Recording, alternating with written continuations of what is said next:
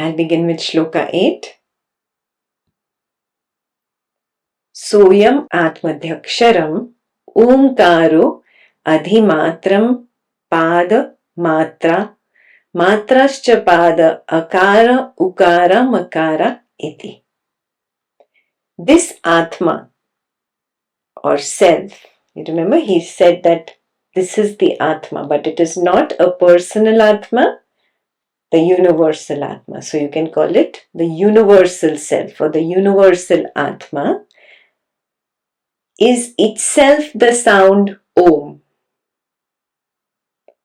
The four quarters or the four limbs or the four fields of activity which were described in the verses above, they are identical with the syllables A, U, and soundlessness. So we'll see how they are equivalent in the next few verses. So Shloka 9. Jagrita sthano Vaishvanaro Akara Prathama Matraptar Adimatvad Vapnoti Havai Sarvan Kaman Adishcha Bhavati Ya Evam Veda. Vaishvanara, whose field is the waking state, is the first sound A. Because this encompasses all and it is the first. In the last line of the same shloka, Sarvan Kaman, he who knows this attains all desirable objects. So first we have to understand, wow, this is very tempting, very promising, na? Well, I will attain all objects if I understand this. It's not if you understand how the A is relevant, that is only philosophy. That has got nothing to do with really you attaining all desirable objects. The only way you can really attain all desirable objects is by becoming your true nature or by recognizing that I am Brahman. Yeah. When I am Brahman, then obviously everything is mine. There's nothing more to desire. Okay. So first let's understand why Vaishvanara, or the waking state, is the first sound A. All sounds belong to the waking state. Do you recognize this? When you were a baby, when you were a toddler, you had just started crawling and making sounds. If you've seen a toddler, what sound does a toddler make most often? It's just ah. Have you noticed? Yes. That is the reason why most of our languages begin with the alphabet A or A. This is the reason, because it's the first natural sound that you uttered as a toddler. And that is why it is called the first. A is called the first. So where are sounds born from? Take yourself, imagine yourself to be early man who has not developed language. And all you do is make sounds. Ah, oh. Yeah. So how would you come up with a language? From these sounds that you're making? Ah, oh, you. Yeah. These are vowels. A, E, I, O, U. These are vowels. They're vowels not only in English, in all our regional languages, even in your dialects, you'll see you're using vowels. From these vowels, the language is born. So language is born in the waking state. Creation of Nama, of language, of the word, happened in the waking state. That is the reason it encompasses all. All what? Last week we did. Everything is nothing but name and form. Nama, Rupa. And this name and form have some function. Yeah, that is Vyavhara. So everything is simply name, form and function. How did I label the name and the form and the function? After I devised language. In which state did I devise the language? Waking state. Clear? So it encompasses all. All Nama Rupa Vyavhara are in this. A is equivalent to the waking state. Vaishvanara. Do you recognize that all the names that you use, they are nothing but a combination of sounds? Before you devised the language, when you were early man, all you did, there was nothing that made sense. So it was nothing but sound. You put those meaningless sounds together and gave it a meaning. But what is the truth of this meaning? It doesn't have any truth. All sounds, all names that we use in this waking world are empty. They do not have a meaning. They do not belong to anything.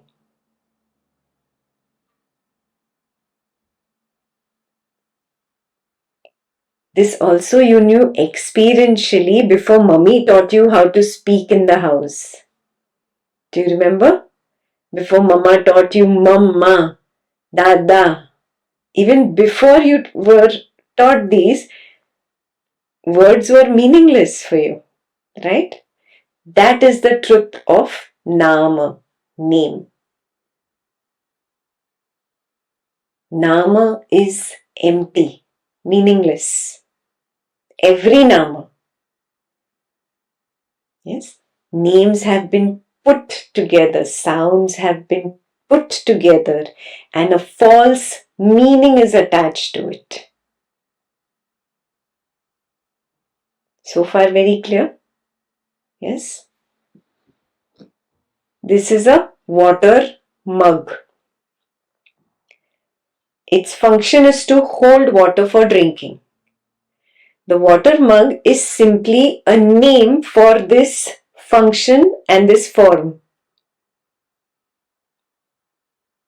Yes. What is its reality? Is its reality mug? No, its reality is glass. Mug is only a name I have put for it. Yes, so the name mug, Nama, is empty. Yes, you'll say, no, mug is important. If I didn't have the mug, how would I drink the water? I say, okay, I'll take away its reality glass because you are not giving any importance to reality. You keep the mug. Is there a mug without the glass? There is no mug without the glass. So do you understand the word mug is simply a nama, a name. Its reality is glass. Yes. So nama, name, rupa, form, and vyavhara, function. Nama Rupa Vyavhara was taught to you in the waking state, which means everything is Nama Rupa Vyavhara. The son, the daughter, the parent, the child, the friend, the spouse, the house, the money, everything that you give importance to, everything that you hold on to so dearly, everything is what? It's empty. Yes, and this emptiness, this creation that you created by putting things together, putting name, form, and function together, this creation happened where? In the waking state. So, the waking state is Ah. It represents the source, the birthplace of creation. The waking state is where the creation originates. It's a pointless creation. Are you saying this? It's not consciousness creating it. You have created it. You, the body mind, that believes to be somebody. You have created a fake creation. You have believed it to be true. And now you're very attached to your belief. And now along comes Advaita Vedanta telling you this is fake. But you're so attached, you're not ready to see the truth that it is empty. It is nothing but Nama Rupa Vyavhara, name, form, and function. That is the true meaning of giving it the name or Nama Ah, or the sound Ah. Again, recognize that this is not experiential. It is simply because Ah represents the beginning of all sounds. That's it. That's your only experience. But there is no experience. You can't say, oh, when I listen to the sound of creation, I can hear Ah in the waking state. No. Now you're creating new stories. Don't you have enough Nama Rupa Vyavhara in the world to get entangled with? You're creating more spiritual entanglements. Wrong understanding if you went that way when you read the verse before we started the class.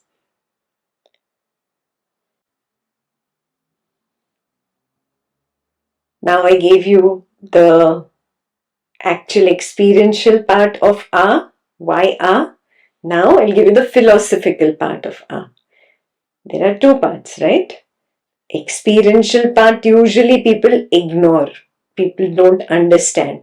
And they get lost in philosophy. So all the philosophies behind why Ah is because creation happens here in the waking state. So the lord of creation in Hindu mythology is Brahma. So you take the A from his name, Brahma, last A. And that is why you use A for the waking state. Yeah.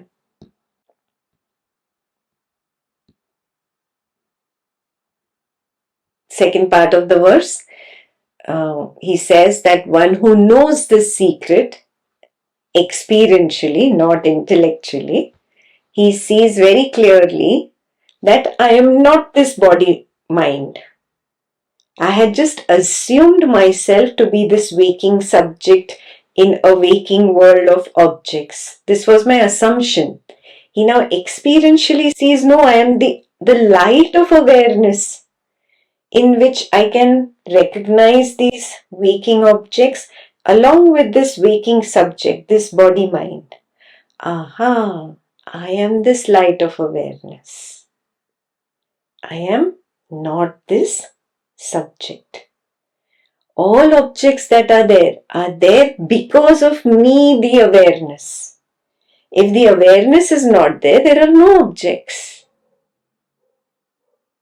So, all objects are there because of me, the awareness.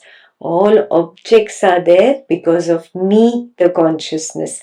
I manifest the waking state. Are you with me so far? If I manifest the waking state, it means I can manifest whatever I want. Thus, the truly enlightened one can attain everything he wants to. Yes, I can manifest whatever I want. The best part is when one gets enlightened, one sees, oh, this is all me. I am manifesting it. Oh, that expensive car that I want is not different from me. That house that I want is not different from me. It is me. I am manifesting it. What's the point of wanting what is already yours? My manifestation is mine already. It's me. All desires naturally drop. Yeah. And things just happen without desiring. Means what?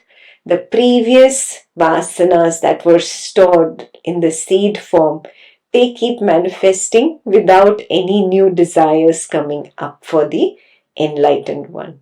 Till the time the body lasts, whatever the shelf life is of the body remaining after enlightenment.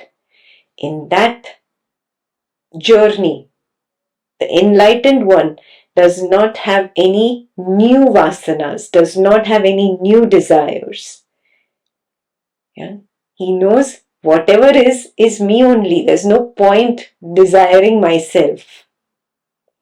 Yeah? So from his side, in this much part of his lifetime, after enlightenment till the time of death, whatever the remaining shelf life is, he does not desire. All desires drop.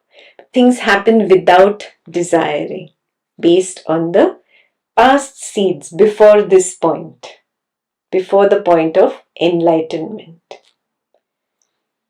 Yeah? That is why it is said, he who knows thus attains all desirable objects. That statement does not refer only to the sound ah. Okay, it is inserted for the enlightened person. Super clear? Yeah, I hope this verse is very clear for everyone. So in short, that verse was Vaishvanaraha or Vishwa is A. Again, this has been just devised by a Sanskrit speaking sage. That is why he chose A. If it was English, he would have chosen A, not A.